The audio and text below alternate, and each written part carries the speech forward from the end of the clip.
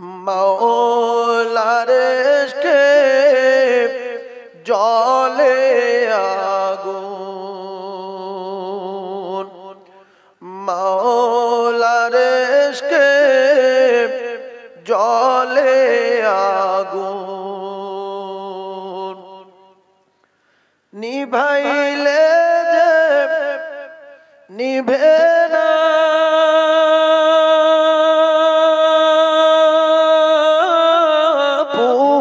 পুড়ে পুড়ে ছাই হইল এই যে পাগলের সিনা। মাওলার ইশকে জলে আগুন।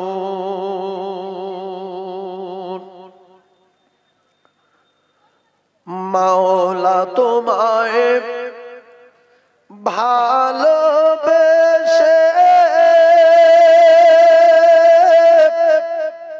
কলিজা পুড়ে গন্ধ আসে। মাওলা তোমায় ভালোবেসে কলিজা পুড়ে গন্ধ আসে। আমি তোমার নূরে যাব মিশে, ওই আমি তোমার নূরে যাব মিশে। দূরে রেখে দিও না, পুড়ে পুড়ে ছাই হইল এই যে পাগলের সিনা। মাওলার ইশকে জলে আগুন। নিভাইলে যে নিভে না,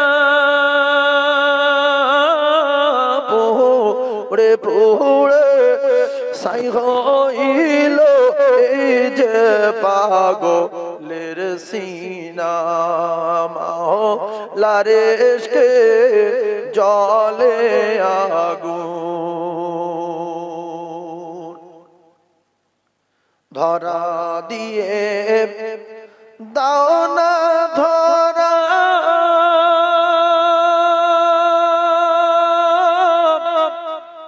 কাছে থেকে দাও না সারা।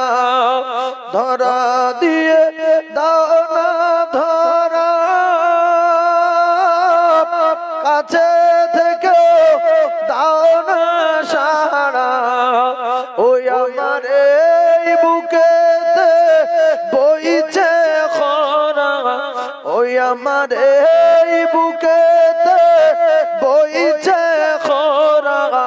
না পাওয়ারি যন্ত্রণা, পুড়ে পুড়ে ছাই হইল এই যে পাগলের সিনা। মাওলার ইশকে জলে আগুন। নিভাইলে যে নিভে না, পুড়ে পুড়ে ছাই হইল এই যে পাগলের সিনা। মাওলার ইশকে জলে আগুন। নিভাইলে যে নিভে না, পুড়ে পুড়ে ছাই হইল এই যে পাগলের সিনা। আল্লাহুম্মা সাল্লি আলা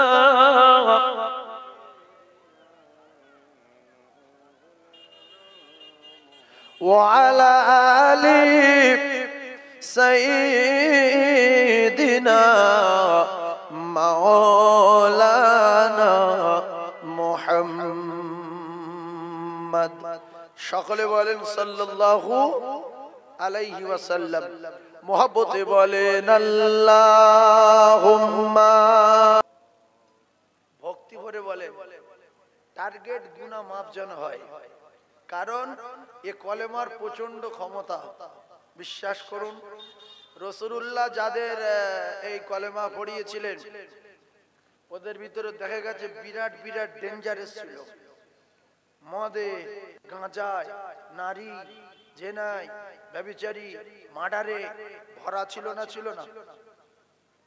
কিন্তু রাসূলুল্লাহ বলেছে এই পাওয়ারফুল কলেমা, শক্তিশালী কলেমা তোমরা যদি বিশ্বাস করে একবার করে পড়ো তো 70 বছর 80 বছরের গুনার পাহাড়গুলো আল্লাহ সেকেন্ডে মাথার থেকে নামিয়ে বেগুনা মাসুম করে দেবে। সেই জন্য যারা এই কলেমা বিশ্বাস করে পড়ে নিয়েছিলেন তাদের আর গুনাহ ছিল কি? আর আমরা তো ওরকম ডেঞ্জারাস না, আমরা খুব ভালো। হয়তো এক আধবার সিনেমা দেখেছি, এক দুবার মদ খেয়েছি, একটা মেয়ের সাথে উল্টো পাল্টা ফোন করে ভিডিও কল টল করে গন্ডগোল বেঁধেছি।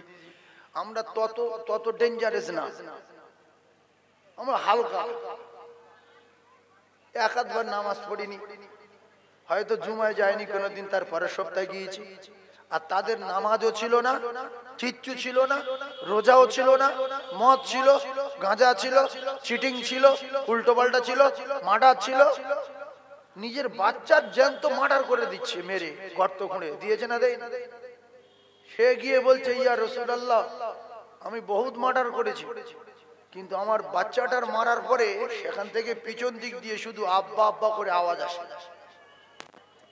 তো বলছে তুমি কলেমা পড়ে নাও, আওয়াজ বন্ধ হয়ে যাবে আর তুমি বেগুনা মাসুম হয়ে যাবে। কলেমা পড়লো, আওয়াজ বন্ধ, আল্লাহ পাক বেগুনা মাসুম করে দিলেন। প্রত্যেকটা সাহাবী তো জান্নাতি, নাকি বলেন? প্রত্যেকটা সাহাবী জান্নাতি। এবার টিকিট যারা পেয়েছিল তাদের ব্যাপারটা আলাদা, কারণ যারা বিরাট আমল করে আর বিরাট রসুল প্রেমিক হয় তাদের কিন্তু একটা আবার ভয় থাকে যে আমি যা আমল করছি কবুল হচ্ছে কিনা, নামাজ কবুল হচ্ছে কিনা, দান কবুল হচ্ছে কিনা, তারপরে এই সমস্ত কোরআন শরীফ তেলাওয়াত করছি, এতে কি কবরে আযাব থেকে নাজাত পাওয়া যাবে, কবরে হিসাব দেওয়া যাবে? এই একটা টেনশন। আল্লাহ ওদের টেনশন মুক্ত করে দেওয়ার জন্য আল্লাহ ওই 10 জনকে টিকিট পাঠিয়েছিল যে তোমাদের 10 জনের টিকিট দিচ্ছি, তোমরা টেনশন দিও না। সুবহানাল্লাহ বলেন। আমি কিন্তু আপনাদের দিকে ঘুরে ঘুরে কথা বলছি, তো এদিকে লোক নেই বলে তাই। হ্যাঁ, তো কি হবে, আর আপনারা মুরব্বী মানুষ উঠে আসতে বললে সব একটা খারাপ জিনিস। তো যাই হোক, এখানে মনে হচ্ছে আস্তে আস্তে ভরে যাবে, তখন সব দিকে তাকিয়ে কথা বলা যাবে। তো আপনারা সাইডে আছেন, ঠিক আছে ইনশাআল্লাহ, একটু আওয়াজ দেবেন মাঝে মাঝে, হ্যাঁ না বলবেন। ওই যে বাংলাদেশের বক্তাগুলো যখন ওয়াজ করে না,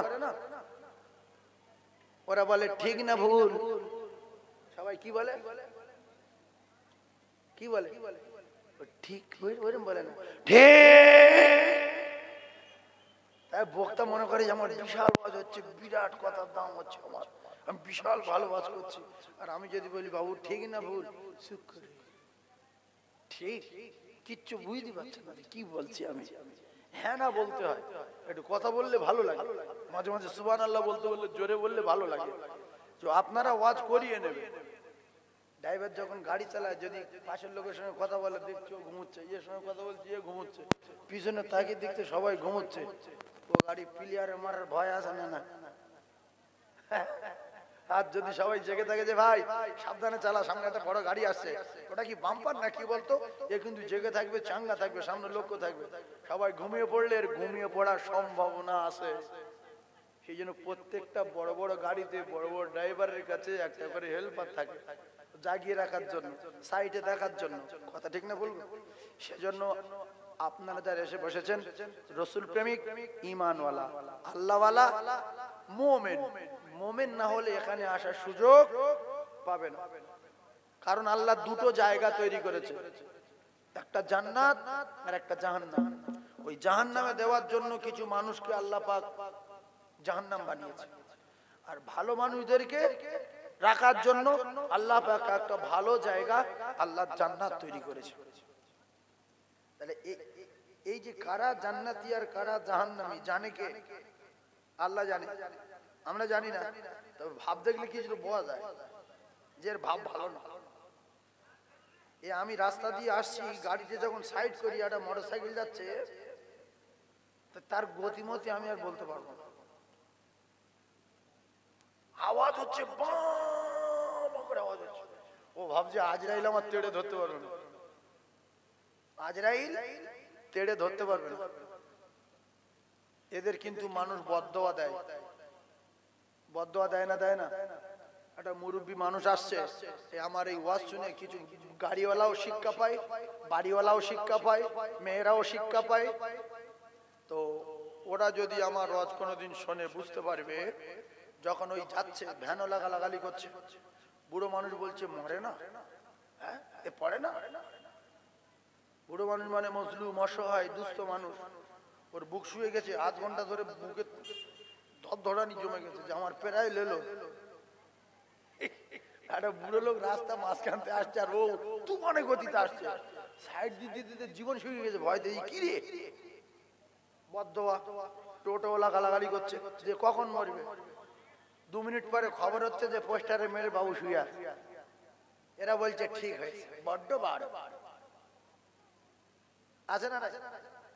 সেজন্য বেশি বাড়া ভালো না, আর বেশি পাকাও ভালো না, মিডিয়াম থাকলে আল্লাহ খুব খুশি হয়।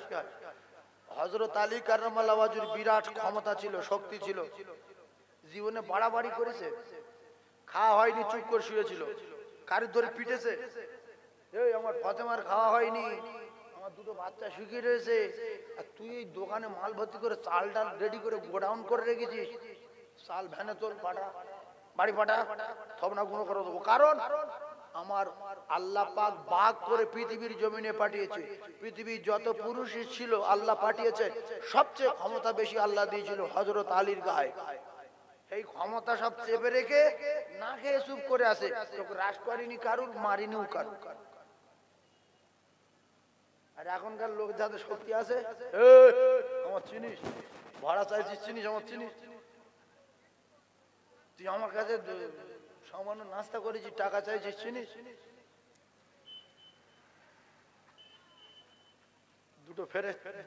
দুটো লেখক লেখে, কাঁধে 2টো ফেরেশতা থাকে, 2টো লেখক থাকে, 2টো লেখক থাকে।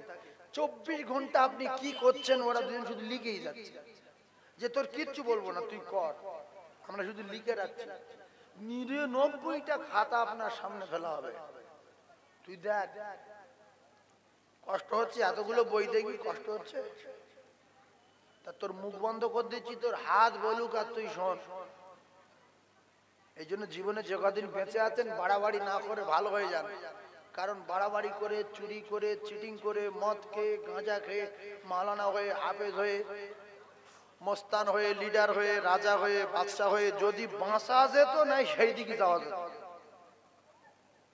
নাকি বলে, বাঁচার তো লাইন নেই। সুতরাং মরে যেহেতু যাব, তাহলে ভালো হয়ে যাওয়ার দরকার আছে না নাই? সেই জন্য ভালো হয়ে যাবে, মরে যাব খুব সত্য কথা। আর আল্লাহ শান্তির সঙ্গে মৃত্যু দেবেন। কিরকম মৃত্যু দেবেন? খুশি খুশি মৃত্যু, খুশি খুশি। কোরআন শরীফে সব বলেছে, কিন্তু কে কবে মরে যাবে বলেন। কেন আমি যদি আল্লাহ কোরআন শরীফ বলে দেই যে ও অমুক দিন মরে যাবে, ও অমুক দিন মরে যাবে, ওর বাপের আগে ছেলেটা মরে যাবে, পুরো ফ্যামিলি টেনশনে থাকবে, ছেলেটাও টেনশনে থাকবে। বুড়ো 6 মাস আগে খাওয়া বন্ধ করে দেবে, জামাই মেয়ে ফোন করলে যাবে না, তোমার সামনে মাসে 2 তারিখ মরে যাবে, লেখা হয়ে গেছে, ভাত খাও না, হাঁস জয় করিস না, তুই খাইলে। আর ও খুশি খুশি যাবে, মেয়ের বাড়ি যাবে, হাঁসের গোশ, গরুর গোশ, মোষের গোশ, খাসির গোশ, দেশি মুরগি, পোল্ট্রি মুরগি সব খেয়ে ঢল হয়ে শুয়েছে, 2 মিনিট পরে মরে গেছে। মেয়ে এসে বলছো আব্বা, আব্বা, আব্বা নেই। স্বামীর বলছে এই দেখো আব্বা মরে গেছে। বাড়ি খবর গেল, এলাকার লোক বলছে কাকা শ্বশুর বাড়ি গেল, একটু চাপ করে খেয়ে মারা গেছে। কাকা যদি জানতো এই যাওয়া শেষ যাওয়া, এই খাওয়া শেষ খাওয়া, এই শোয়া শেষ শোয়া, তাহলে জিন্দিগি মেয়ের বাড়ি যেত, খুশি খুশি মরে গেল। হ্যাঁ, অনেক লোক বাড়ির থেকে বাজার করতে গেল, অ্যাক্সিডেন্ট হয়ে ওখানে মারা গেল, হাতে ব্যাগ, ঘাটে টাকা, বাড়ি আসতে পারলো না। ও যদি জানতো বাজারে গিয়ে অ্যাক্সিডেন্ট হয়ে মরে যাব, ও বাজারে যেত? যেত না। এই জন্য আল্লাহ শান্তির সঙ্গে নিয়ে নেবে, যে তোর বুঝতে দেবো না কখন তোর লোভ, ঠকর দিয়ে লবো, কি পোস্টারে লবো, কি লরির তলায় লবো, কি স্টকে লবো, কি হার্ট অ্যাটাকে লবো, কি তোর বাড়ি রেখে মালাকুল মউতকে পাঠিয়ে ওখানে টুটির ভিতরে শেষ করে লবো, সেটা আমি আল্লাহ জানি। এই জন্য কোরআনে আল্লাহ বলে দেয়নি কে কবে মরে যাবে। কোরআনে লেখা নাই, হাদিসে লেখা নাই, পৃথিবীর কোন মানুষ লিখতে পারেনি, কোন আলেমে বলতে পারেনি, আর কিয়ামত পর্যন্ত কেউ পারবে না কে কখন মরে যাবে। সেজন্য আমলে যদি মোহাব্বত বাড়াতে চান, আমলে যদি মোহাব্বত পয়দা করতে চান, তাহলে আপনি যখন আমল করবেন, যখন নামাজ পড়বেন, যখন জিকির করবেন, যখন কোরআন তেলাওয়াত করবেন, আপনি ভাববেন এই তেলাওয়াত শেষ তেলাওয়াত, এই নামাজ শেষ নামাজ, এই খাওয়া শেষ শেষ খাওয়া, আর এই শোয়া শেষ শোয়া, এই দোয়া শেষ দোয়া, আর দোয়া পাবো না। তখন দেখবেন আপনার দোয়ায় মোহাব্বত পয়দা হবে, আর নামাজে মোহাব্বত পয়দা হবে। যেই নামাজ শেষ, আর যদি শেষ না মনে করি আলহামদুলিল্লাহ রাব্বিল আলামিন গায়রিল মাগদুবি আলাইহিম ওয়ালাদ-দাল্লিন কুল্লু আল্লাহু আহাদ কুফুয়ান আহাদ আল্লাহু আকবার। জানি এখন মরবো না, ফের পরের রক্ত এসে ভালো করে পড়বো। কত শর্টে ছাড়লো বুঝতে পেরেছেন? আমি সূরা ফাতিহা কিন্তু পুরো পড়িনি। আলহামদুলিল্লাহ রাব্বিল আলামিন গায়রিল মাগদুবি আলাইহিম ওয়ালাদ-দাল্লিন কুল্লু আল্লাহু আহাদ কুফুয়ান আহাদ আল্লাহু আকবার। মানে কোনো গুরুত্ব নেই। আর যদি জানে মরে যাব, আল্লাহু আকবার, সুবহানাকা আল্লাহুম্মা ওয়া বিহামদিকা ওয়া তাবারাকা ইসমুকা ওয়া তাআলা জাদ্দুকা ওয়া লা ইলাহা গায়রুক। এরকম করে কেঁদে কেঁদে পড়ছে কেন? নামাজ পড়ি পর, বুঝেন না? নামাজ পড়ি পর মরে যাবে, শেষ নামাজ। তাই বলছি বিসমিল্লাহির রহমানির রহিম, আলহামদুলিল্লাহি রাব্বিল আলামিন আর রহমানির রহিম মালিকি ইয়াউমিদ্দিন ইয়্যাকা না'বুদু ওয়া ইয়্যাকা নাস্তাঈন ইহদিনাস সিরাতাল মুস্তাকিম সিরাতাল লাযীনা আন'আমতা আলাইহিম গায়রিল মাগদুবি আলাইহিম ওয়ালাদ-দাল্লিন।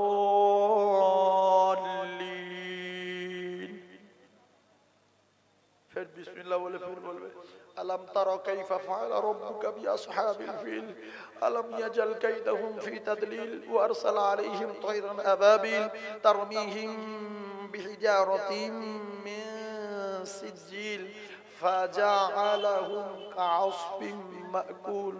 अल्लाहु अकबर, सुबहान रब्बियल आज़ीम, सुबहान रब्बियल आज़ीम। আর যদি মরণের কথা না মনে করে আল্লাহু আকবার, আলহামদুলিল্লাহি রাব্বিল আলামিন গায়রিল মাগদুবি আলাইহিম আলাম তারা কাইফা ফিল ফাযল ওয়াল মাকুল। আল্লাহু আকবার, সুবহানাল্লাহি সামিল আল্লাহু আকবার, রব্বানা লাকাস সালাম। এই কথা ঠিক না? একই সঙ্গে সমাজে দাঁড়ালাম, সানা পড়ে সূরা ফাতিহা পড়বো, এই সালাম দিচ্ছে কি রে? ওর নামাজ হয়েছে? নামাজ পড়বো বলে পাটের দাঁড়ানো দোয়া পড়ে নিয়ত করে সানা পড়েছি, দেখছি সালাম ফিরছে একসঙ্গে দাঁড়িয়ে, মানে কিছু বলিনি। এই জন্য 3 ভাগ নামাজি চরিত্র পাল্টায়নি, 3 ভাগ নামাজি স্বভাব পাল্টায়নি, 3 ভাগ নামাজির আখলাক পরিবর্তন হয়নি, 3 ভাগ নামাজি হক ফাঁকি দেয়, এখনো পর্যন্ত নীতি পরিবর্তন হয়নি, আদর্শ পরিবর্তন হয়নি। আল্লাহ বলছো নামাজি নামের কলঙ্ক, ওর নামাজ কোনোদিন হয়নি, ওর নামাজ কোনোদিন হয়নি, ও ভণ্ড। শুধু মান সম্মানের দায়ে নামাজ পড়তে যায়, লোকে খারাপ বলবো বলে। ইন্নাস সালাতা তানহা আনিল ফাহশাই ওয়াল মুনকার। যদি ওর নামাজ হতো, ওর দ্বারাই জিন্দেগি বাজে কাজ হতো না, হতো না, হতো না। নামাজ ওর সমস্ত খারাপ কাজ থেকে বাঁচাতো, হয়নি বলে ওই বিয়াদবি করছে। অনেক নামাজি লোকের দেখে বিশ্বাস করে অনেক মানুষ অনেক কিছু করতে চায়, টাকা রাখে, মাল কেনে, কিন্তু আবার ভিতর ভিতর ওজনে কম দেয়, ভিতরে ভিতরে ফাঁকি দেয়। এ তখন বলে আল্লাহ কি লোক এত নামাজ পড়ে, তাহাজ্জুদ পড়ে নাকি, আবার শুনেছি এ চিটিং বাজ। আল্লাহ বলছে দুঃখ করো না, ও নামাজি না, ভণ্ড। ওর নামাজ কোনোদিন হয়নি। রাউনান নাস, লোকে ওর নামাজি বললো বলে তাই নামাজ পড়তো, লোকে আমার নামাজি বলো। অনেক মানুষ বলে আমি যদি নামাজ না পড়ি হুজুর কি মনে করবে, আমার শ্বশুর হাই সাহেব খারাপ বলবে, এরকম যাই। শ্বশুরের জন্য আর হুজুরের জন্য যদি যাও, তোমার নামাজের আগে যা আল্লাহর রহমত ছিল, নামাজ পড়ার পরে আরো গজব বেড়ে আল্লাহ এর মাথায় বাজ ফেলো, এর উপরে গজব দাও, এর ধ্বংস করে দাও, এর শেষ করে দাও, এ আমার হাত পা ভেঙে গুঁড়ো করে দিয়েছে, কুচে দিয়েছে। তাহলে নামাজ পড়লে যেরকম ভালো, আর নামাজ পড়লে সেরকম খারাপ। সেই জন্য সময় যদি না থাকে নামাজ অল্প পড়বেন, নফল পড়তে হবে না, 2 রাকাত সুন্নত ভালো করে পড়ে। একসঙ্গে সুন্নত হলো না, ফরজ নামাজ হলো না, নফল হলো না, কিচ্ছু হয়নি, মুখ্য এরকম আসে না। তাহলে আমার সময় কম, আমি টাইম দিতে পারবো না, আমার দোকান খুলতে হবে, আমি নফল বাদ দেবো। আচ্ছা ঠিক আছে, আপনি নফল পরে পড়তে পারেন। এই যে আমরা শবে বরাতে নফল পড়ি না, ওই নফল শুধু শবে বরাতের জন্য না, নফল সারা জীবন পড়তে হবে। নফল সারা জীবন পড়তে হবে, কারণ আপনি 40 বছর বয়সে নামাজ পড়া ধরেছেন, আর বাকি আপনার যে 30 বছর আপনার যে নামাজ কাজা আছে, ওটা কত টাকা কাফারা দেবেন? এই যে বাবা মরে গেল, আমার আব্বা মরে গেছে, 7 দিন নামাজ পড়তে পারিনি হুজুর, কত হবে না? ডেলি প্রত্যেক ওয়াক্তই 50 টাকা, তা 5 ওয়াক্ত 250 টাকা নাকি? 5 ওয়াক্ত কত হচ্ছে? 5 ওয়াক্ত 250, তাহলে 7 দিনে 7 2 12.5। তোর আব্বার তুই 12,500 টাকা দিয়ে লোকের কাছে রেহাই চাচ্ছিস, পিছনে 30 বছরের কথা হিসাব কর আর জমি বিক্রি কর। কত বুঝতে পারি? তোর আব্বা কদিন কাজা করেছে, আর আগে তো 30 বছর কাজা আছে, সেই টাকাটা হিসেব করে একটা মুড়ি কাজ যা ফেরেস্তায় যা আগে মুড়ি ধরে হিসেব কর। 7 দিনে যদি 12.5 হয়, তাহলে তো 30 বছর কত হিসেব কর, দোকান বিক্রি কর, টাকা দে, তবে তোর বাপের জানাজা পড়াবো। খাও তো বাপের দরদ দেখো, টাকা দিতে পারবে? বলো তাহলে মাটি দিয়ে দরকার নেই, ও দিতে পারবো না। এই কথা ঠিক না ভুল? ও মাটি দেবো না, না তোর আব্বা 3টে দোকান তো তোর জন্য রেখে গেছে, একটা বিক্রি কর করে তোর বাপের কাপড়াটা দে, আর 2টা তুই রাখ। না দেবো না। ছেলে আল্লাহর কসম এরা আপনার পরিচয় দেবে না, আল্লাহর কসম এরা পরিচয় দেবে না। প্রমাণ চান? একটা কাজ করে, আপনার তো 2টো ছেলে, দোকান 4টে, আপনি ছেলের বলেন যে বাবা তুই একা 2টোলে আর আমি 2টোলে কবরে যাই। দুনিয়ায় পরীক্ষা করার জন্য আমি বলছি, আপনাদের দিতে বলিনি, পরীক্ষা করবেন ছেলের, যে তুই আমার মরণের পরে দেখবি কিনা, আমি তোর পরীক্ষা করব। অনেকে বিশ্বাস করে যে আমার ছেলে মরণের পরে আমার আল্লাহ ও জীবনে আমার ভুলবে না। আল্লাহ যে বলছে ভুলে যাবে, এই কাজ্জাব বিশ্বাস করে না, কোরআন বিরোধী, এর কপালে আগুন লাগবে না তো কার কপালে লাগবে? তাহলে দুনিয়ায় পরীক্ষা করো যে আমার ছেলে মরণের পরে আমার দেবে কিনা। আপনি বলেন যে 4টে দোকান আছে, 20 লাখ টাকা করে দাম, তো 2টো দিচ্ছি আর 2টো আমি নিয়ে কবরে চলে যাচ্ছি, আর আমার দুনিয়ার কোনো দোকান আর জমি আর ঘর বাড়ির দাবি নেই। না কি বলছো আব্বা? না এই দোকান 2টো আমি মাদ্রাসার নামে লিখে দিচ্ছি বা মসজিদের নামে লিখে দিচ্ছি, মসজিদ ব্যবহার করবে, কিয়ামত পর্যন্ত মসজিদ থাকবে, কিয়ামত পর্যন্ত মাদ্রাসা থাকবে। আর তোরা আমার জন্য দোয়া করবি কি, নামাজ পড়বি কি, মদ খাবি, আমার বিশ্বাস হয় না, 2টো আমি নিয়ে চলে যাই। ও সঙ্গে সঙ্গে আপনার নামে থানায় কেস করবে যে স্যার আর 1 সপ্তাহ হচ্ছে আমার বাপ পাগলা হয়ে গেছে, স্যার কিছু একটা করেন না, জেলে দেন। তোলা 1 লাখ টাকা ঘুষ মারবে, মানে 25 লাখ টাকার দোকান, 1 লাখ টাকা ঘুষ দিই, বাপের ধরে লে যাক, জেলে রাখুক, মাঝে মধ্যে খাওয়া দেই, জামা কাপড় পাঠাই, ও বাপের আর ভিটে তোলা যাবে না। ওই 2টো দোকান লিখে পরীক্ষা করেন দিন দেখি, যে এই 2টো মসজিদের নামে লিখে দিচ্ছি, ছেলে রাজি হবে? কেন তাদের জন্য অন্যায় করছেন আর জাহান্নামের টিকিট কাটছেন? কেন তাদের জন্য সর্বনাশ হচ্ছেন? কেন তাদের জন্য আজকের নামাজ কাজা? কেন তাদের জন্য মিথ্যা? কেন তাদের জন্য ওজনে কম? কেন তাদের জন্য ধোঁকা? কেন তাদের জন্য ভাইপোর হক ফাঁকি, নিজের ভাইয়ের হক ফাঁকি? নিজের ভাই বলছে, ছোট ভাই বলছে বড়দা সীমানা এখানটায়, 1 বিঘত ছোট ভাই ঠেলে আসছে জোর করে, বড়দা বুঝতে পারছে যে আমার জোর করে ঠেলে আসছে, তাহলে তুই 1 বিঘত দিলে খুশি হস, তুই দিল না, সেই ভাইয়ের মার্ডার করছে, আছে না? সেই ভাইয়ের মার্ডার করছে, কার জন্য? আমার ছেলের জন্য। রাস্তায় 1 বিঘত জায়গা পড়েছে, এটা পিস হবে, এটা পিস হবে, 2 কোটি টাকা কাটা। মানুষ যে মুখ্য হয়, এরা মুখ্য দেখা যায় না। রাসূলুল্লাহ উপরে যারা মাথা মারে, রাসূলুল্লাহর চেয়ে জ্ঞান যাদের বেশি, এরা সব জায়গায় শাস্তি পাবে না পাবে না? আল্লাহ বলছে আমার দোস্তর জ্ঞান পৃথিবীর 1 নাম্বার, আর আমার দোস্ত পৃথিবীর 1 নাম্বার শিক্ষক। ইন্নামা বুইস্তু মুআল্লিমান, तमाम জ্ঞানীর জ্ঞানী, জোরে বলুন সুবহানাল্লাহ। तमाम শিক্ষকের শিক্ষক।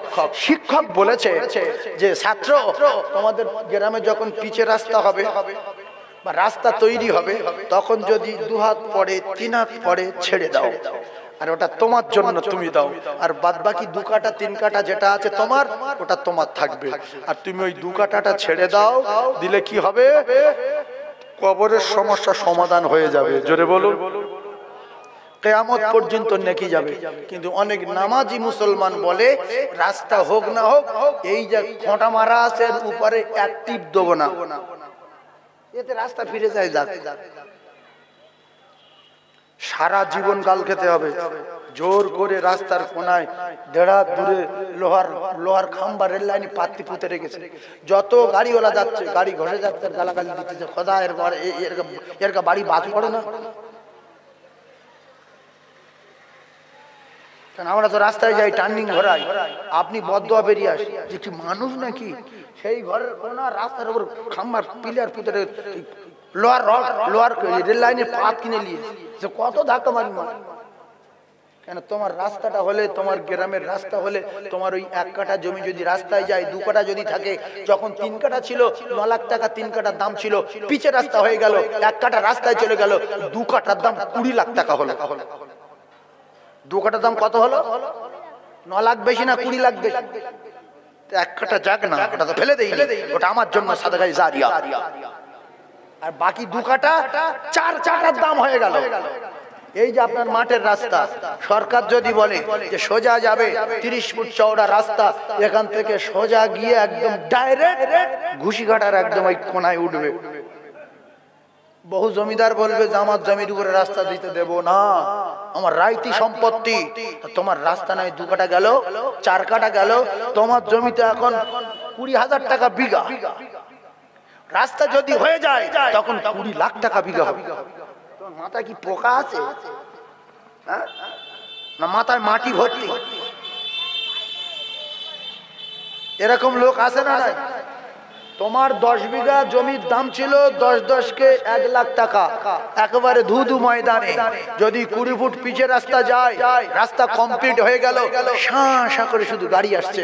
একটা কথা চিন্তা করেন, রাসূলুল্লাহর কথার দাম দেখেন, নিউ টাউনে বন বিড়াল আর শিয়াল চলতে ভয় করত, মানুষ তো দূরের কথা, সেই মাঠের মাঝখানে। আমি যখন ওই গাবতলা থেকে বালিগড়ি পাথরঘাটা ওদিকে ওয়াজ করতে যেতাম, শুধু গাবতলা থেকে ওই সরু খালের পাড় থেকে একটা সরু এই আদলা ইট চাপা আর খড় রাস্তা ছিল, আর মাছ চারিদিকে ধুধু ময়দান, আর ওই শিয়ালের বাস, বন বিড়ালের বাস। মাঠে লোক চাষ করতে যেত না, শুধু জঙ্গল আর জঙ্গল। এক বুক করে পানি সবসময় বেঁধে থাকতো, ধান চাষ পর্যন্ত হতো না। আর সেখানকার জমির কাটা পিচের রাস্তা হয়ে যাবার পরে, বিল্ডিং হয়ে যাবার পরে, এখন কাটা হচ্ছে 30 লাখ, 40 লাখ, 20 লাখ, 50 লাখ, 60 লাখ, 1 কোটি।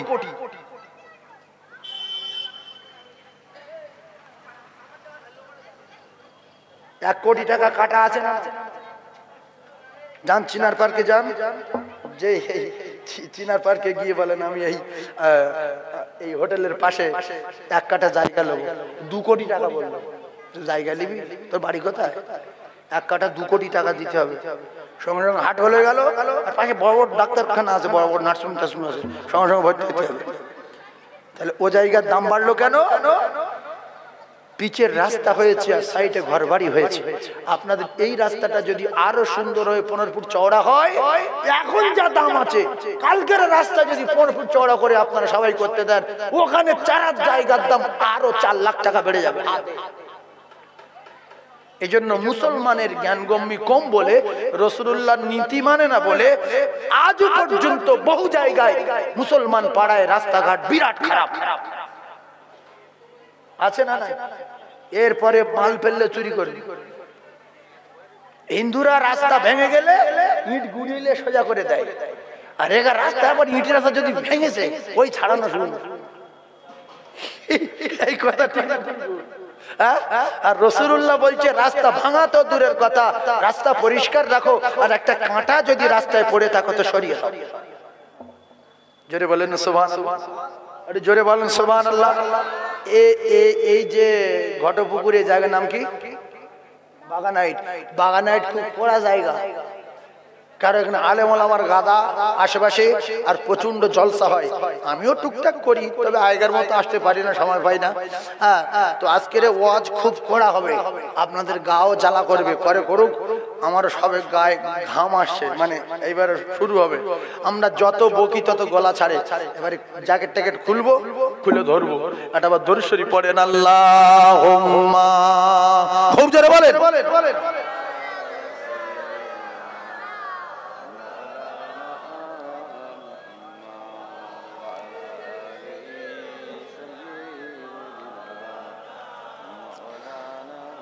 দরুদ যেন মদিনায় যায় সেই নিয়েতে পড়ে, আন্দাজি পড়বেন না। দরুদ যেন কোথায় যায়? মদিনায়। রাসূল বলেছে যারা দূর থেকে দরুদ পড়ে, আল্লাহর ফেরেশতারা ওরা ওই দরুদ গুলো নিয়ে ওর বাপের নাম আর ওর নাম আর ওর বেলতলা গ্রামের নাম লিখে গোবিন্দপুর লিখে, আর আমি নবী আমার রওজায় জমা রেখে আসে। সেই ভক্তি ভরে দরুদটা পড়েন যে আমার দরুদটা যেন মদিনায় যায়। যদি বলেন না যা পড়তে হতো এই মোড় বন্ধ যাবে না, তাহলে মোল্লার ব্যান যায়। সেই জন্য ভক্তি ভরে ডেকেছিল সাহাবারা, আল্লাহ পাক সঙ্গে সঙ্গে বদরে ফেরেশতা পাঠিয়েছেন। যার লাইন নেই, খুব ভক্তি, আল্লাহ পরীক্ষা করে। সেই পরীক্ষা সম্পর্কে কথা বলবো, একটু জান ভরে বলেন আল্লাহুম্মা, জোরে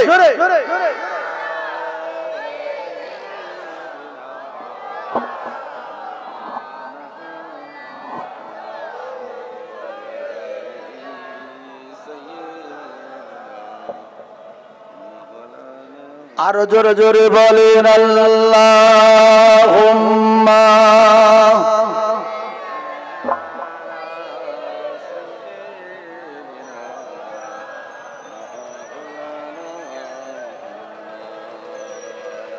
ওরে যার কদমের ওসিলাতে, ওরে যার কদমের ওসিলাতে হাবিয়া দোজখ নিভে যায়, আর সে যে মোদে দয়ার নবী আসেন শুয়ে মদিনায়। আল্লাহুম্মা সাল্লি আলা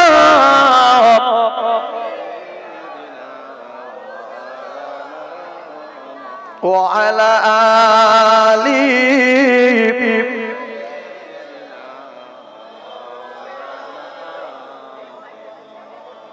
কেউ যদি 150 বিঘা জমি কেনে সে মরে যাবে, কেউ যদি ভিক্ষা করে জীবন ভর কেউ মরে যাবে। এখান থেকে দুহাত দূরে দুহাত দূরে দুহাত দূরে যদি একটা ছিদ্র করে মোটা পাইপ বসিয়ে দেওয়া যায়, এই জায়গায় যার বাড়ি গর্ত মতো জায়গা, পানি বেঁধে যায়। পিছনের লোকের টার্গেট ছিল জায়গাটা আমি কিনে নেব, টাকা আছে, মাটি ফেলে একেবারে একট করে নেব, পজিশন ভালো হবে। এখন এই গরিব গিয়ে বলছে কাকা 3 হাত দূরে ড্রেন, একটু খুলবো, খুলে পাইপ বসাবো, পানিটা ড্রেনে দেবো। এ বকিলির বংশ বলতে হবে না, এরকম শয়তান লোক আছে না? টার্গেট যে ও জ্বালার চোটে পালাক, আমি কিনে নেব, হক আমার, যেহেতু আমার সীমানার গায়ে। কত জ্ঞানী দেখেন, হক বুঝেছে, আরে পানি পাস করে দেওয়া এর হক, এটা বোঝে না। এরপরে এ বলছে আমি জমি বিক্রি করে দেবো, কিন্তু তোর দেবো না, হাফ টাকা অন্য লোকের দেবো। অন্য লোকের কাছে দাম করেছে, এ তখন বলছে জমি নাই বিক্রি করছি, হক আমার, কেস করে দেবো, আমি লোব। তুমি ওই জমি যদি নাও আল্লাহর কসম মরে যেতে হবে, যদি না দাও মরে যেতে হবে। আর তুমি যখন মরে যাবে এই জমি সঙ্গে যাবে না। যে বেটার জন্য জমিটা দখল করে আকট করলে ওই বেটা পরিচয় দেবে না। ইয়াউমা ইয়াফিরুল মারউ মিন আখিহি ওয়া উম্মিহি ওয়া আবিহি ওয়া সাহিবাতিহি ওয়া বানিহি। ও মুসলমানেরা, শাফির মতের হাদিস, ইমাম মালিকের মতের হাদিস, ইমাম আহমদ বিন হাম্বলের হাদিস আমরা মানি না। অনেকে বলে ওটা জয়ীফ, ওটা মওযু, ওটা ঠিক না, ওটা গরীব, এটা সহি না, ওটা অমুক, ওটা মানি না। আপনি বলতে পারেন এটা দুর্বল, ওটা সবল, বুড়ুমি করা যায়, কিন্তু কোরআনের ব্যাপারে যতগুলো আয়াত আছে, যতগুলো কোরআনে কারিমের ভিতরে যত আয়াত আছে, আপনি একটা আয়াত অস্বীকার করতে পারবেন না যেটা শাফির মতের আয়াত, ওটা ইমাম মালিকের মতের আয়াত। যত মতের লোক আছে পৃথিবী, আলে হাদিস, কাদিয়ানি, উমুক তুমুক, বেরিলি, হাতিহারা, আজানগাছি, তবলিগ জামাত, ফুরফুরা, সবার কোরআন সত্য স্বীকার করতে হবে। কোন দল যদি বলে ওই আয়াতটা মানি না, কাফের হয়ে যাবে। কথা ঠিক না ভুল? হাদিস তুমি বলতে পারো যে এটা শাফির মতের হাদিস, এটা জয়ীফ, আমি মানি না, এটা অমুক আমি মানি না, সেটা আপনার ব্যক্তিগত ব্যাপার। আপনার ইমাম, ইমামে আজম আবু হানিফা রাহমাতুল্লাহ আলাইহি, আপনি শাফির মতের হাদিস নাও মানতে পারেন। আমি কথা বলেছি বুঝতে পারেন? কিন্তু শাফি হোক আর হাম্বলি হোক আর মালিক হোক, দেওবন্দি হোক আর তবলিগ হোক আর ফুরফুরা হোক আর আজানগাছি হোক, কোরআন শরীফ যে গাছি বলবে মানি না, তার কপাল ভালো না খারাপ? খারাপ। তাহলে আপনাদেরকে আল্লাহ পাক শিখিয়ে দিল যে তোমার মা থেকে শুরু করে তোমার আত্মীয় স্বজন, তোমার 14 পুরুষ, কেউ তোমার পক্ষে যাবে না আর পরিচয় দেবে না। ওরা বলবে তুমি আমার কেউ না, আমি তোমার চিনি না। তাহলে পাইপটা যদি ঢুকিয়ে দেওয়া হতো, আল্লাহর কসম আপনি যখন কবরে যাবেন দেখবেন যে পাইপ বসানোর গুণ এত, আল্লাহ আমি যদি বুঝতে পারতাম তো গাঁটের টাকায় বড় লোহার পাইপ কিনে ওখানে নিজে হাতে খুঁড়ে আমি বসিয়ে দিতাম। ইল্লা মিন সাদাকাতিন জারিয়া। এরপরে কারেন্টের পোস্ট এসে 4টে, এখানে মারবে। আগে খোঁটার ছিল, কাঠের ছিল, আগে কাঠের কিন্তু পোস্ট ছিল, কাঠে গুঁড়ি পড়ে। এ বলতে আমার জায়গায় মারতে দেবো না, আমি যদি মারতেই তাহলে আমি জাহান্নামে যেতে পারবো না। কেন তুই কবে কি জায়গায় যাবে পোস্টে? তোর জায়গায় যদি একটা কারেন্টের পোস্ট পড়ে তোর জায়গার দাম ডবল হবে। তুই যখন বিক্রি করতে গেলি সেই খরিদ্দার বলছে কাকা কারেন্টের লাইন আছে না? বাবা লাইন নেই, এই 700 ফুট দূরে একটা পোস্ট আছে না, আমি ও জায়গা নেবো না। তা বলছে 2 লাখ টাকা কম দে বাপ নে, তুই না পোস্ট কিনে বসাবে না, 2 লাখ টাকা কম দে। আরে বাপের বেটা, যদি রাসূলুল্লাহর কথা মেনে 1 বিঘত জায়গায় পোস্ট বসাতে দিতিস তোর জায়গায় দাম বাড়তো, আরো আশেপাশে সব লোকগুলো উপকার পেত। তুই 1 বিঘত জায়গা নিয়ে কি শুনবি না খাবি? পোস্টে ককাটা যায়, একটা পোস্ট পড়বে ককাটা যায়, 2 কাটা। শিখেলেন এটা রাসূলুল্লাহর কথা, আমার বাপের কথা না। সুযোগ আসলে এগুলো লাইন করতে দেবেন। আর আপনারা যদি করতে না দেন, এই যতগুলো ক্যাসেট হচ্ছে, ইউটিউব চ্যানেল চলছে, ওরাও অনেকে দেবে যে হুজুর যা বলেছে ঠিক, একটা পোস্ট পড়লে আমার জায়গার দাম বাড়বে, আশেপাশের লোক উপকার হবে, গরিব কাঙাল দোয়া করবে যে কাকা তুই পোস্টটা তোর জায়গায় বসেছিলিস বলে আমি আজকের লাইন নিয়েছি, নাইলে জীবনে লাইন পেতাম না। ও খুশি না বেজা? আরে বব্বর নিষেধ করছে, আমি আমার জায়গায় বসতে দেবো না, আমি অন্ধকারে বলবো।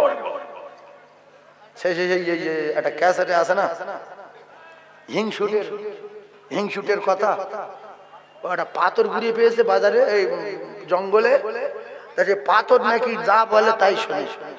তবে যে বলবে যার পাথর তার যদি 1 টাকা হয়, গ্রামের লোকের 2 টাকা। একে কিপটে আর ফের পাথরের ওই কায়দা, ও যদি 1 বস্তা চাল চাই গ্রামের লোক 2 বস্তা পাবে। ও বলছে না খেয়ে মরবো, ভিক করবো, তো গ্রামের লোকের 2 বস্তা আমি সহ্য করতে পারবো না।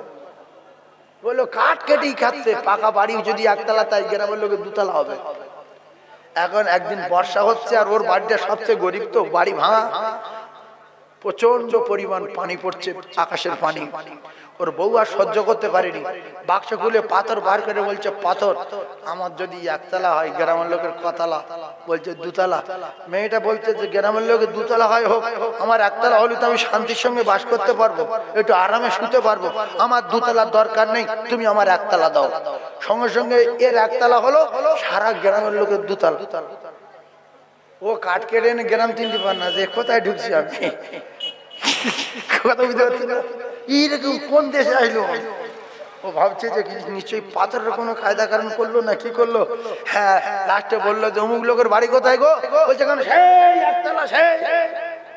তখন বুঝতে পেরে যাই আমার পাথরে কে কিছু করেছে, রাগ করে কাঠ মাঠ ফেলে দিয়ে গিন্নির কাছে গেছে। গিন্নি বলে কি পাথর ঘটেছে? বলছে হ্যাঁ।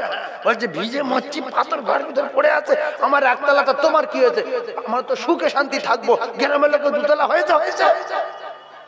বলছে আমি ভিক করে খাবো, পাথরে হাত দেবো না বলে শপথ করেছি। তুই যে সর্বনাশ করেছিস ব্যবস্থা আমি করবো, কারণ পাথর আমি কুড়িয়ে নিয়ে এসেছি। পাথর পাথর বলছে কি? বলছে আমার যদি এক চোখ অন্ধ হয় গ্রামের লোকের কত। পাথর বলছে 200। বলছে ওইটা আগে লাও, সব অন্ধ করে দেবো, দুতলা বাড়ি বাস করা 7 জীবন মতো মিটিয়ে দেবো। এরম হিংসুটে লোক গ্রামে আছে। তোমার পোস্ট বসবে 1 বিঘত জায়গা, 1 বিঘত, একটু বিঘত দিয়ে চড়া করে খুলবে, ঢুইকে দিয়ে আবার মাটি দিয়ে এঁটে, তোমার কোনো ক্ষতি হবে না, কিন্তু লক্ষ লক্ষ লোকের উপকার হবে না, হবে না, সব তুমি কবরে পাবে। এরপরে টিউকাল আসলো, হায় রে অজ্ঞ। এই অজ্ঞর জন্য পৃথিবীর 1 নম্বর শিক্ষক বলেছে একটু তোমরা আরবি শিক্ষা করো, ইলম শিক্ষা করো। তালাবুল ইলম ফরিদাতুন আলা কুল্লি মুসলিম। আল্লাহ রাসূল বললেন প্রত্যেকটা মুসলমান ছেলে এবং মেয়েকে দিন শিক্ষা করা, ধর্ম শিক্ষা করা, ইলম শিক্ষা করা আল্লাহ ফরজ করে দিয়েছে। জোরে বলুন না সুবহানাল্লাহ। এই ইলম যদি আমাদের ভিতরে থাকতো, এই হাদিস যদি আমরা জানতাম, ইজা মাতাল ইনসান ইন কাতানু আমালুহু ইল্লা মিন সালাসা মানে কত? এই এরম মানে কি? তাহলে এই বলবেন তাই কি আছে? ইল্লা মিন সালাসা, সালাসা মানে 3। ওই যে নামাজে দোয়া নিয়ত করি কি আল্লাহু আকবার না, সালাসায় রাকাতাই সালাতে মাগরিবের কি ফরজুল্লাহ তাআলা ইক্তদায় তো বিহাযাল ইমাম মুতাজিন ইলা জিদুল কাবাত শরীফে আল্লাহু আকবার। আরবা মানে 4, আরবা রাকাতায় 4 রাকাত নামাজ, যে আরবা বলি না। তো সালাসা রাসূল বললেন ইল্লা মিন সালাসাতিন ইল্লা মিন সাদাকাতিন জারিয়া। যদি কেউ কল আসে যে ভাই তোর ঘরের টার্নিং এ একটা কল বসাবো, জায়গা কার? বলছে আমার জায়গা। বলছে আমি পানি সেই ভাঙর থেকে নিয়ে আসবো, কল বসাই দেবো, কারণ ওর কবর যতটুকু হবে তার চেয়ে কল ছোট হবে। কতটা জায়গা নেবে, সিমেন্ট করে ঢালাই করে দেবে, তুমি গর্ব করতে পারবে যে আমার জায়গায় কল, আমি জায়গা দিয়েছি।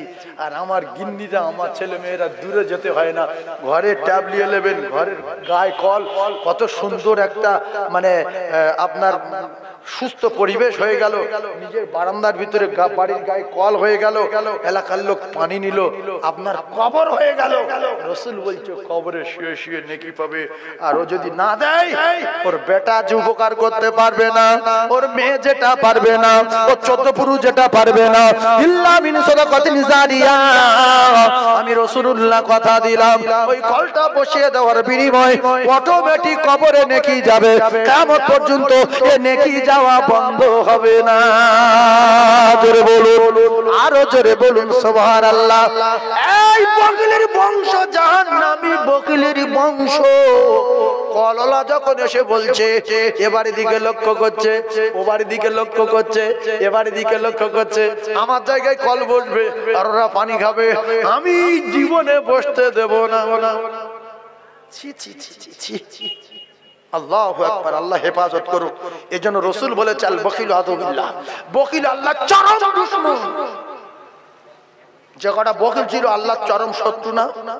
এক নাম্বার বকিলের নাম আবু জেহেল, দুই নাম্বার বকিল হলো ফেরাউন, তিন নাম্বার নমরুদ, চার নাম্বার হামান, পাঁচ নাম্বার কারুন, সাত নাম্বার সাদ্দাত। কলিজার টুকরারা, এদের ওয়াকাল মৃত্যু হয়েছে না হয়নি? এদের অনেক টাকা ছিল, কারু ছুঁতে দেয়নি। এজন্য মুসলমানেরা অনেক টাকা আছে, পাকা বাড়ি দেখে অনেক ফকির আশা করে যায়, কিন্তু দুটো একটা পাকা বাড়ি থেকে ফকির তাড়া খায়। উপর থেকে বলছে দুগুর বলে আসে লাইলা মানে ইট দে তো, ইট দে তো। ফকির বলছে আল্লাহ এর মৃত্যুর আগে যেন ভিক করে খেয়ে মরে। আল্লাহ আমি ফকির আমার তাড়ালো, দেখবেন তার জীবনে ধনী হয়েছে, শেষ বয়সে ভিক্ষে করে খেয়ে মরে। নজির আছে না?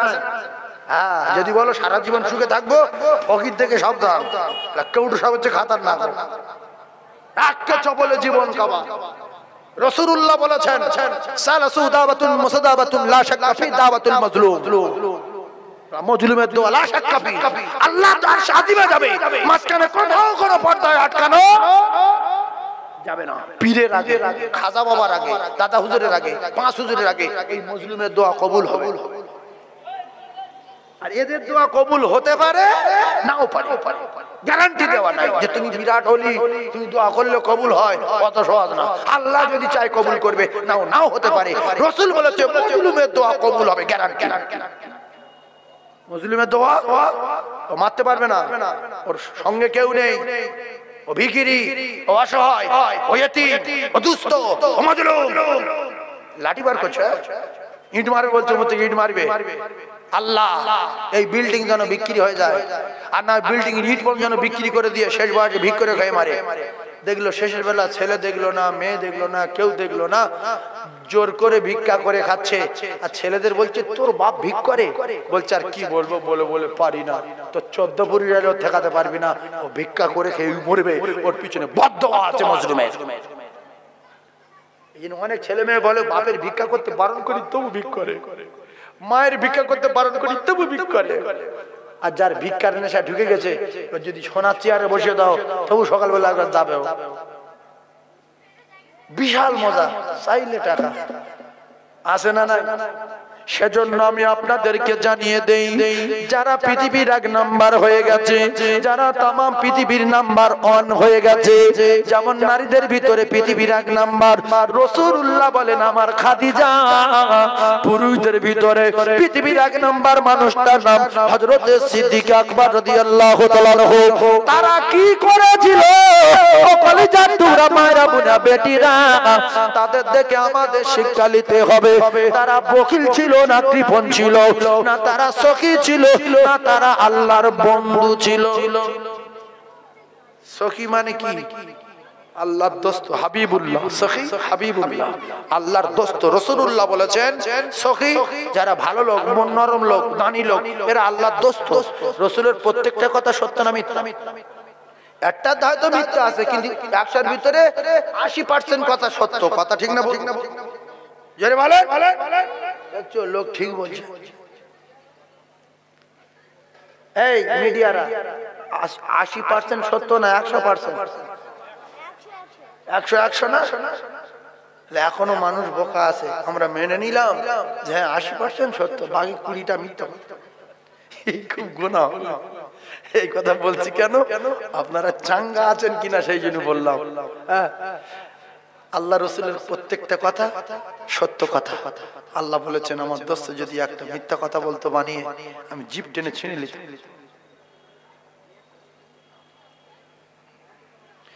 ভাইরা আমার বাবাজিরা, বোঝার চেষ্টা করুন, ইল্লা মিন সালাসা, সাদাকায়ে জারিয়া, ভালো করে বোঝার চেষ্টা করুন। আল্লাহ নবী দিন ও দুনিয়ার বাদশাহ বিশ্ব নবী জানিয়েছেন, জীবনে দুবাই বাড়ি করো, জেদ্দায় বাড়ি করো, মদিনায় বাড়ি করো, মক্কায় বাড়ি করো, আফগানিস্তানে বাড়ি করো, পাকিস্তানে বাড়ি করো, বিদেশে বাড়ি করো, এ বাড়ি শেষ হয়ে যাবে। আর যদি জান্নাতে বাড়ি তৈরি করো, আমি রাসূলুল্লাহ কথা দিলাম জীবনে কোনোদিন এ বাড়ি শেষ হবে না। জোরে বলো। দুনিয়ায় বেঁচে থাকবো, ফের জান্নাতে বাড়ি তৈরি করব, কবর পুট্টি প্যারিশ করব, সম্ভব না অসম্ভব? কারণ আমি বাড়িতে, দুনিয়ার বাড়িতে পুট্টি বাড়ি থাকতাম, প্যারিস বাড়িতে থাকতাম, এসি বাড়িতে থাকতাম, এখন আমি এইরকম একটা বাড়ি আমার কবরে বানাবো। সম্ভব না অসম্ভব? তাই বলতে অসম্ভব? সম্ভব। রাসূলুল্লাহ বলেছেন, তার জন্য আমি দুনিয়ার জমিনে আমার মুজিজা রেখে গেছি। আর তোমাদের জানিয়ে দিলাম ও কলিজার টুকরারা, জান্নাত দুনিয়ায় যত এসি বাড়ি আছে, জান্নাত দুনিয়ায় যত প্যারিস পুট্টি বাড়ি আছে, ছোট্ট কথা মাথায় রাখেন, এর যে জান্নাত ভালো না খারাপ, দুনিয়ায় যত এসি মারবেন কুমুক তুমুক আছে, এর চেয়ে জান্নাতটা ভালো না খারাপ? আমি যদি কবরে এসি বাড়ি বানানোর জন্য একটা কথা বলে দেই, আপনারা তো বিশ্বাস করবেন না আর মানবেন না। আমি যদি বলি জান্নাতে বাড়ি হবে, হতে পারে, কিন্তু আমি মানি না। এই জন্য রাসূলুল্লাহ বলেছে, কিয়ামত হয়ে যাবে তো আমার সাহাবায়ে কেরামদের মতো একজন আর তৈরি হবে না। কিয়ামত হয়ে যাবে, এরা মৃত্যু কাজ্জাব। সকালে এক কথা বলবে, দুপুরবেলা এক কথা বলবে, 8টার সময় ঈমান আনবে, 9:30 বেঈমান হবে, আর 9:30 ঈমান আনবে, আবার 3টের সময় বেঈমান হবে। আচ্ছা, আমরা সব কজন জানি তো 5 ওয়াক্ত নামাজ পড়লে আল্লাহ বিরাট খুশি হয়, আর 1 ওয়াক্ত নামাজ কাজা করলে আল্লাহ 2,88,00,000 বছর জাহান্নামে দেবে। তো সবাই নামাজ পড়ি, যারা সত্য বলে সব তো সবাই জানি, তো সবাই পড়ি, তাহলে কেন পড়ি না? বিশ্বাস করি না। ও আল্লাহ আছে কিনা সন্দেহ। আল্লাহ যদি বিরাট ক্ষমতার মালিক হতো, তাহলে আমরা সঙ্গে সঙ্গে আল্লাহ যখন ডাকতো আল্লাহর বাড়ি চলে যেতাম। আচ্ছা, এই মাওলানা মৌলভী এত ওয়াজ নসিহত করছে, এদের কথা ছেড়ে দেন, আর জীবনে আপনারা ওয়াজ শুনবেন না। কুকুরি কায়দে কিছু শিক্ষা নেন, কুকুরি কায়দে আলেম ওলামা মাওলানা মৌলভীর বাদ দিয়ে কুকুরি কায়দে কিছু শিক্ষা নেন, নিলে আপনি জান্নাতে চলে যাবেন। কুকুরি কায়দে কার কাছে বললাম? কুকুর। দুনিয়ার মানুষ একটা কুকুর পুষে কুকুরের মালিক সেজেছে। এই কুকুরের মালিক আমি কি আছি? আচ্ছা, জিজ্ঞেস করছি, কুকুরটা তো মোটা সোটা লম্বা ছড়া তো, আচ্ছা ঠিক আছে। ওই কুকুরের সকালবেলায় 1 মুঠো বাসি ভাত দিয়েছে, দুপুরে দেয়নি, রাতে দেয়নি, তারপর দিন দুপুরে দেয়নি, তারপর দিন সকালে দেয়নি। কুকুরটা ক্ষুধার যন্ত্রণা সহ্য করতে না পেরে বাইরে বার হয়ে, মানে মানুষের শুকনো গু, কাঁচা গু গুড়িয়ে গুড়িয়ে খেয়ে আবার গিয়ে মালিকের দেয়ালের পাশে সুসামের বসে আসে। মালিক বলছে লালু, লালু বলছে কাকু ভালো আছেন? আমি আজ 2 দিন ঘুরে যাচ্ছি কাকু, কিন্তু আপনার কথার খেলাফ করিনি, ফের আপনার বাড়ি এসে বসে আছি, আপনি ডেকেছেন, 1 ডাকে সাড়া দিয়েছি, আরো যদি 3 দিন গু খাই খাবো, কিন্তু আপনার ভুলবো না। কি খাবে? গু, গু, মানুষের গু। পায়খানা বললে অনেকে বুঝতে পারে। এরকম কুকুর আছে না নাই? আমরা কি খাই? আল্লাহ বলেন ওয়াজআলাল লাইলা লিবাসাও ওয়াজআলান নাহারা মাশা। আল্লাহ বলে বান্দারে, তোদের কটা নিয়ামতের কথা বলবো। তোরা দীঘায় যখন যাস, রাতের বেলা বাড়ি ভাড়া করে রাত কাটাস, রাতের বেলা বাড়ি ভাড়া 500 থেকে 3000 টাকা পর্যন্ত আসে না নাই? আল্লাহ বলছে আমি রাত তোদের আরামের জন্য দিলাম, তোদের রাতের ভাড়া জিন্দেগি আমি চাইনি। মালাকুল মউত যদি প্রত্যেক দিন আসে আর রাতের ভাড়া প্রত্যেকটা দিন যদি এসে বলে 100 টাকা করে দিতে হবে, মাসে 30,000 টাকা মাসে ভাড়া হবে। আল্লাহ বেশি নেবে না, প্রত্যেক মাসে রাতের ভাড়া নেবে কত? 100, মাসে 3000। আর দীঘায় রাতে কত? একদিনে 3000। আল্লাহ বলছে আমি অত লোন। আমি 100 টাকা করলাম, একটা ঘর পিছু 100। এরপরে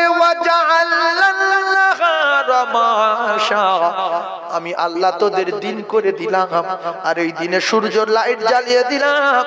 তোরা কারেন্টের ভাড়া দিস মাসে 30,000, 40,000, 20,000, 10,000, আর আমি সূর্যর একটা তুলে দিলাম, তামাম পৃথিবী আলো করে দিলাম।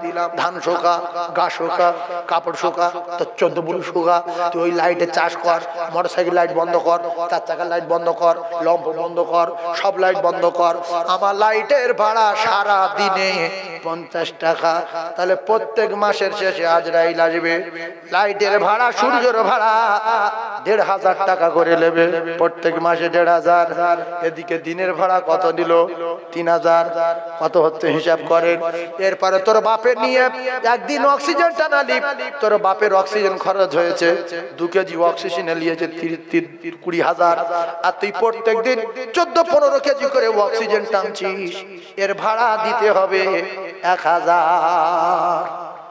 তাহলে মাসে 30,000 টাকার অক্সিজেন ভাড়া। এরপরে আমি আল্লাহ পাক তোর যে পানি দিলাম, এই পানি আল্লাহ আমার নিয়ামত, আমি জমিনের তলায় পানি বন্ধ করে দিতে পারি, পানি আর জীবনে উঠবে না। এই পানি খাওয়ার জন্য প্রত্যেক দিন 10 টাকা, মাসে 300 টাকা পানির দাম কম নিলাম। আপনার বাপের নাম ভুলে যাবে, ভাড়া দিতে দিতে ভাড়া দিতে দিতে আল্লাহ বলতে শুধু খাওয়া দাওয়ার ভাড়া হলো, ভাত তরকারির ভাড়া। এরপরে লাকাদ খালাকনাল ইনসানা ফি আহসানি তাকবীম, আমি আল্লাহ তোর সরকুকুর করিনি, মানুষ করেছি, ইনসান বানিয়েছি। এর জন্য শুকরিয়া আদায় করার জন্য প্রত্যেকদিন ভাড়া 500 টাকা। আর তোর চোখের ব্যাটারি দিয়েছি, অন্ধ করিনি, ওতে দিতে হবে প্রত্যেকদিন 200 টাকা। মাথার ইঞ্জিন দিয়েছি, পাগল করিনি, ওতে দিতে হবে প্রত্যেকদিন 1,500 টাকা করে। না তো পাগল করে দেবো। এই ভাড়া দিতে জীবন ছেড়ে যাবে। আর যদি ভাড়া বন্ধ করে দিই, ভাড়া তুলতে আসে আমি আজরাইল, যে বলবে দেবো না, টুটি টিপে ধরবো, তার আর বাঁচাবো না। এ ভিক্ষা করে ঘুঘুরে ঘু বিক্রি করে অন্তত ভাড়াটা জোগাড় করবে। ভাড়া না দিতে পারলে মেরে দেবে। কেন মেরে দেয় কে? মালাকুল মউত।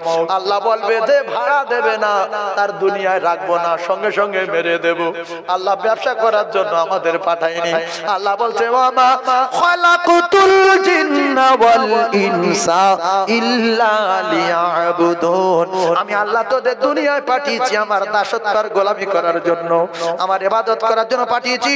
আর তামাম পৃথিবী যা নিয়ামত দিয়েছি সব তোদের জন্য ফ্রি। ওয়ামা মিন দাবাতিন ফিল আরদি ইল্লা আলাল্লাহি রিজকুহা, ভাড়া নেব না রে, গোশ ফ্রি, মাছ ফ্রি, ভাত ফ্রি, তরকারি ফ্রি, ডিম ফ্রি, সব ফ্রি। শুধু আমি যখন ডাকবো ওই কুত্তার দিকে খেয়াল করবি, আর আমি যখন ডাকবো আমার ডাকে সাড়া দিবি, আমি আরো তোদের নিয়ামতে ভরিয়ে দেব। কুত্তার খাওয়া দেয়নি মালিক, এক ডাকে সাড়া দিয়েছে, আবার ন্যাজ নাড়া দিয়ে বলছে কাকু ভালো আছেন, বাজারে যাচ্ছেন? বলছে হ্যাঁ। গোশের নাস্তা করেছেন? বলছে হ্যাঁ। যান, আমি 2 দিন গু খেয়ে আসি। এই কুকুর বলে ও তাড়িয়ে দেন, ও দেখবে কাকা বাজার চলে গেছে, ফের গুগুর বাড়ি যাবে। ফ্যান দেয়নি, ভাত দেয়নি, তবু পড়ে আছে। 3 দিনের মাথায় 2টো ভাত দিয়েছে, একটু ফ্যান দিয়েছে। তাহলে আমরা অন্তত কুকুরের দিকে খেয়াল করে আমরা সব নিয়ামত খাই, আর ভাড়া নেয় না। আল্লাহ শুকর আদায় করে আজান যখন হবে একটু মসজিদে যাই।